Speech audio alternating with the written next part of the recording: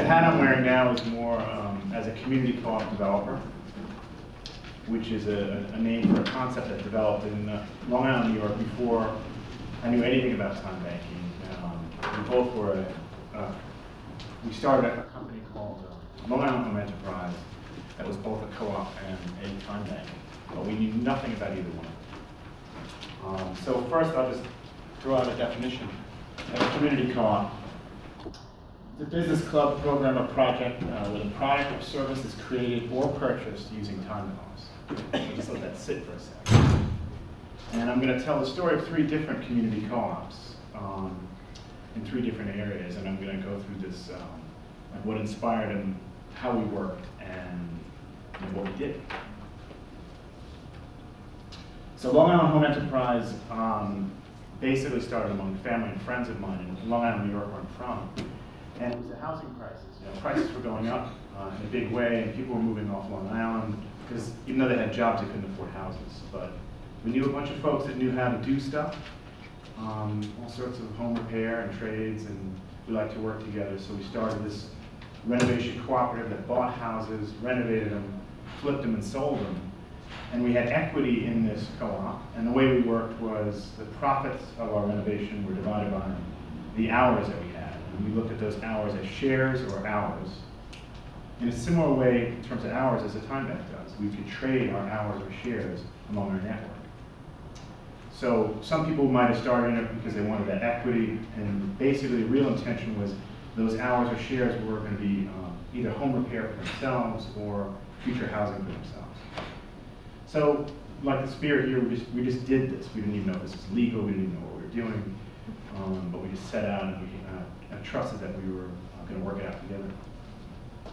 So, a key principle for us was this triangle of recognizing skill, capital, and effort, and to respect each of them. And the equality principle of everybody's hour or everybody's share being equal. So if you're a skilled carpenter or a broom pusher, everybody's hour was the same. So it's very similar to time banking. We had, so these principles were right there from the very beginning, and we started asking ourselves, what can we do together? And in our first meetings, we realized, how much equipment do we need to buy together to start this cooperative? And we had like $15,000 worth of tools that we were going to buy. But as we started looking around the room, we said, Linda has a skill saw, someone else has all these other tools, and we basically put everybody's name on it. We respected their contribution by putting their name on it, and had this tool sharing library right within our co-op right from the start. We did not have to spend the $15,000. We basically had all the tools within our network of people. The community capitalists, I put that down, that's because that's what we called ourselves. We said, well, we need some cash to get this thing started. So we established, just pulled out of thin air, $20 for a share in Home Enterprise, because we figured in New York construction, the tradesmen could get about $35 an hour. So we started at 20, and we said, who's got some cash and who wants in? So we raised about $14,000 or $15,000 in cash this way among our members, and we had no idea who had what in their pockets. But a good chunk of it came from a guy who made about $6 an hour, and he converted his cash into hours or into shares. And he said, worst comes to worst, my mom needs a kitchen. We default, everybody works in my mom's kitchen. Fair enough. Another concept that was really key for us was that when the work got really nasty, that we'd all work together. And that principle of equality is here. So I remember there was one job we were pulling up all the carpets and all these tacks in there. And nobody really wanted to do that because it was a very tedious job. So we just turned the radio on, served food, had at it, and wiped the thing out. So for Home Enterprise, this operated from 2005 until 2008. Everybody knows 2008 housing collapse, mythical housing collapse in the States. But we did 5 houses. Each house was a roughly 2,000-hour project, so these were pretty big, intensive renovations for us.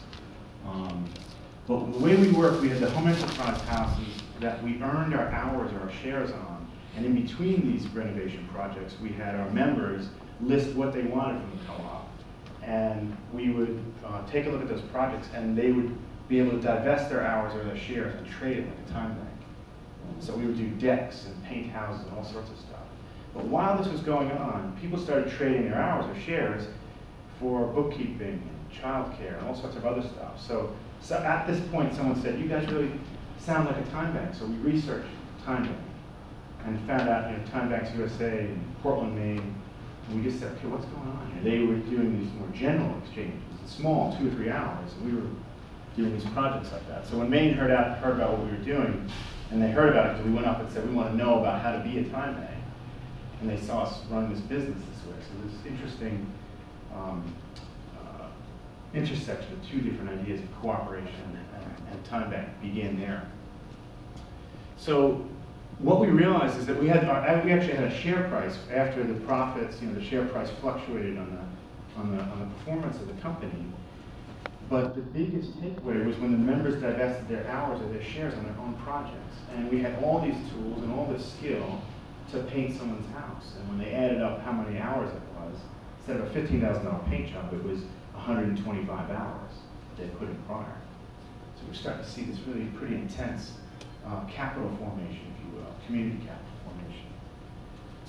The intellectual capital, also what we realized with the skilling of people is that since we were cooperative and we were this really community cooperative, everybody wanted to teach what they had to offer and other people got to learn stuff. People came out to our house just to learn how to do electrical. They weren't even concerned about the shares or anything. They just want to learn how to do electrical in my house. So I'm going to, oh, by the way, I'm earning some hours while I'm at it. And we just had this infusion of people. So we had all told about 60 people that worked on our projects. And there was a core of about 15 or 20 that did a lot of the work. And other folks just kind of came in and out. And we'd always ask, what do you need? What is it you need? Why are you out here? And we kept that in mind. So we were kind of time bank coordinators within this co-op. So the next, at the housing collapse, basically we cashed everybody out, and the big shareholders, we made sure we took care of this guy's kitchen. His mom's kitchen was one of our final jobs that we did together. So, and that was probably a $15,000 or $20,000 job. We did it for his $6,000 that he put in timeshares. So Portland, Maine, I started volunteering up at Portland, Maine Time Bank to learn more about time banking, because time banking was now really in me. I was like, I just want to keep doing this.